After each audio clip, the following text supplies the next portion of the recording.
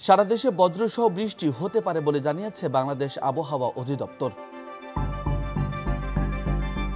বাংলাদেশ আবহাওয়া অধিদপ্তরের আবহাওয়াবিদ মোহাম্মদ তরিফুল নামাজ কবিরের দেওয়া পূর্বাভাসে এসব তথ্য জানানো হয়েছে।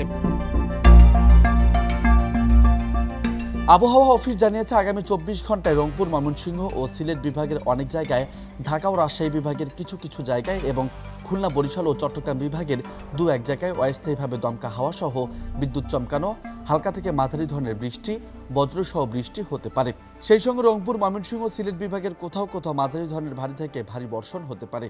এছাড়া সারা দেশে দিন এবং রাতের তাপমাত্রা সামান্য বৃদ্ধি পেতে পারে এবং মাদারীপুর, পাবনা, খুলনা, যশোর, চুয়াডাঙ্গা, কুষ্টিয়া এবং সাতক্ষীরা জেলাসমূহের উপর দিয়ে মৃদু তাপপ্রবাহ বয়ে যাচ্ছে এবং তা অব্যাহত থাকতে পারে।